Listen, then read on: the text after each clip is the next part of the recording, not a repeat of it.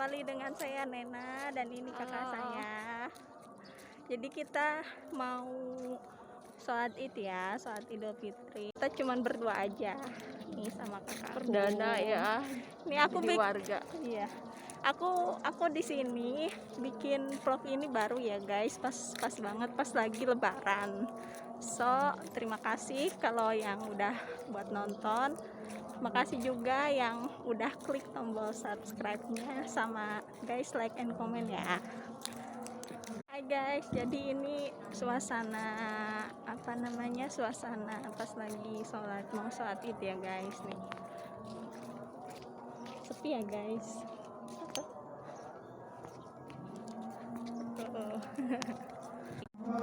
Guys.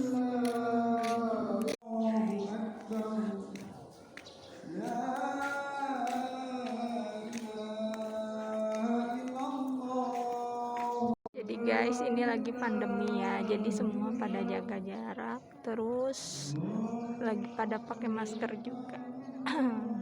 Teteh.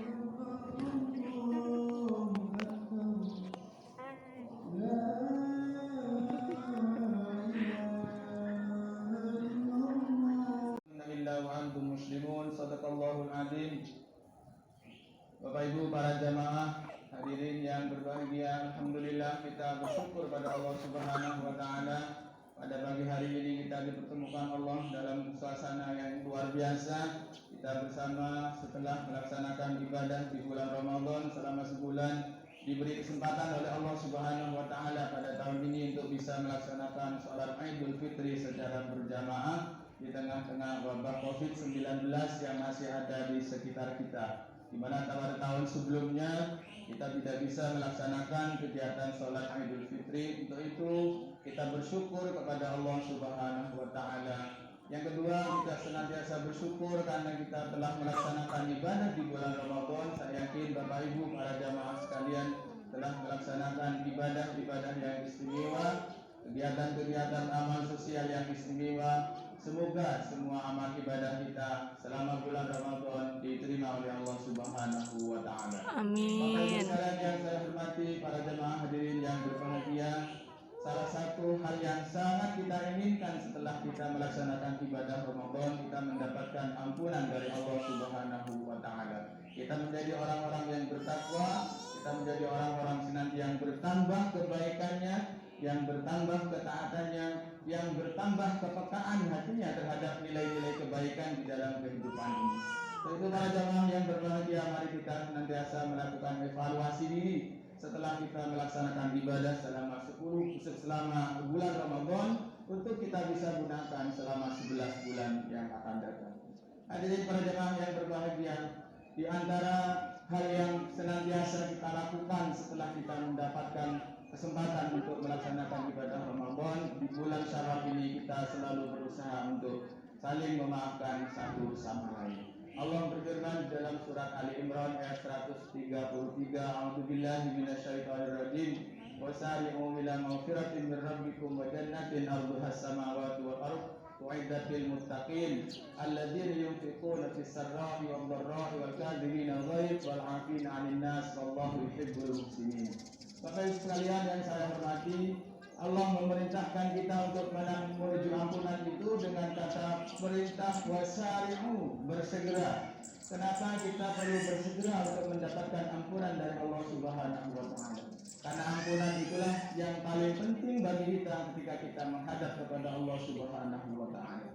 Apabila kita datang ke hadapan Allah dengan mendapatkan ampunan dari Allah, maka insya Allah kita akan mendapatkan nikmat kubur, dan kita berharap dan kita yakin semoga kita dimasukkan ke surganya Allah Subhanahu wa taala. Amin. Amin ya Allah. Yang kedua, kenapa perintah mendapatkan ampunan itu disegerakan, diperintahkan untuk bersegera, bergegas, tidak menunda-nunda.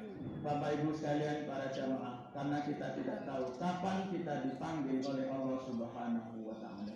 Mari kita merenung sejenak. Ada saudara-saudara kita, keluarga kita mungkin yang pada Ramadan sebelumnya masih bersama dengan kita, pada Ramadan ini sudah meninggalkan kita. Mereka beliau sudah dipanggil oleh Allah Subhanahu wa taala. Ajal datang tidak memilih umur, tidak menunggu urutan. Untuk itu Bapak Ibu sekalian, Mari kita senantiasa berusaha untuk mendapatkan ampunan sesegera mungkin dari Allah Subhanahu wa taala. Salah satu ajaran Rasulullah Muhammad sallallahu alaihi wasallam kalau kita cermati, setiap kita selesai melaksanakan ibadah sholat 5 hari, maka kita disunnahkan untuk beristighfar kepada Allah Subhanahu wa taala. Tidak peduli apa yang sudah kita kerjakan selama siklus 1 hari itu, selama 5 kali itu bulan, kita melaksanakan atau membaca istighfar kepada Allah Subhanahu wa taala. Rasulullah Muhammad sallallahu alaihi wasallam dalam setiap hari secara rutin beristighfar kepada Allah Subhanahu wa taala itu minimal 100 kali. Bapak Ibu sekalian yang saya hormati, sangat menarik ayat 134-nya dari 133 ke 134 itu. Apa yang menarik? Karena Allah lalu melanjutkan dengan perintahnya agar kita menjadi seorang yang saleh secara sosial. Yang pertama, Allah perintahkan yunfiquna fis sarra'i wad dharra. Kita diperintahkan oleh Allah untuk mendapatkan ampunan sebagai orang yang bertakwa itu dengan cara berbagi, berinfak, ya, dalam keadaan lapang maupun dalam keadaan sempit. Perintah berinfak ini banyak sekali diperintahkan oleh Allah, baik dalam Al-Quran maupun dalam hadis-hadis Nabi. Dan yang menarik Bapak Ibu sekalian, bahwa perintah berbagi ini ada situasinya. Ya, jadi kita berbagi itu ada kalanya rezeki kita lapang, ada kalanya rezeki kita ini sempit. Dan Allah menegaskan bahwa perintah berbagi itu dilaksanakan dalam segala keadaan. Perintah berbagi merupakan ciri dari kesalahan sosial kita. Dan di lingkungan perumahan yang masih baru ini, saya pikir sangat diperlukan kita semua untuk menjadi orang-orang yang saleh secara sosial. Kita suka berbagi satu sama lain. Kata Nabi, tahabu. Apabila kita sering saling berbagi kepada saudara kita, maka akan saling mencintai. Dan apabila lingkungan kita ini ditempati oleh orang-orang yang sangat mencintai, bukan hanya rumahnya bagus, bukan hanya lingkungannya yang teratur, bukan hanya lingkungannya yang bersih dan rapi, tetapi hati-hati penghuninya adalah hati-hati yang dimuliakan oleh Allah Subhanahu wa taala, diikat oleh nilai-nilai kebaikan. Dan ini akan menjadi lingkungan yang sangat penting dan sangat kondusif bagi kehidupan kita, khususnya juga kehidupan anak-anak kita yang sedang kita bina bersama.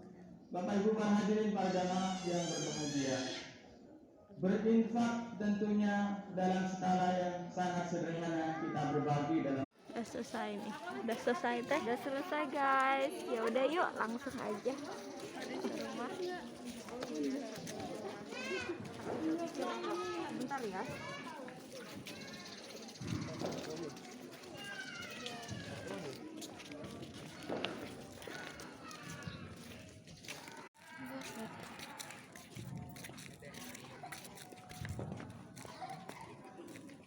Jadi guys, udah selesai ya saat Idul Fitrinya. Jadi kita cuman berdua, aku sama kakak aku doang. Sisanya semua ada di Jawa Barat, kita berdua di Jawa Timur. Nah sekarang kita mau back to home ya guys, karena di rumah nggak ada apa-apa, kupat sayur juga nggak ada. Akhirnya makan mie goreng. Yes. Idul Fitri makan Indomie goreng guys. Ini bukan endorse ya, tapi emang kenyataan hidup. Adanya mie goreng. Nggak ada kue guys. Kue juga nggak ada, kupat dan daging juga nggak ada guys. Nih udah nyampe di rumah. Nah ini guys, kita Idul Fitrinya makan apa? Makan mie, bukan makan daging atau ketupat atau yang lain-lain kah, tapi kita makan mie nih bareng sama tetehku. Jadi satu mangkok berdua ya guys. Kita makan dulu ya. Bismillahirrahmanirrahim. Allahumma barik lana fima razaqtana wa qina adzabannar. Bismillahirrahmanirrahim.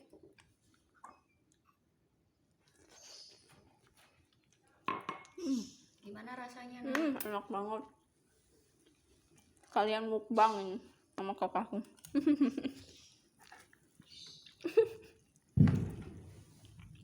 Guys, aku sama tetehku makan dulu ya. Lanjutin video yang tadi. Jadi kita sekarang mau acara halal bihalal sama tetangga-tetangga guys. Jadi kita mau keliling setiap rumah. Oke guys, lanjut. Assalamualaikum. Assalamualaikum. Assalamualaikum.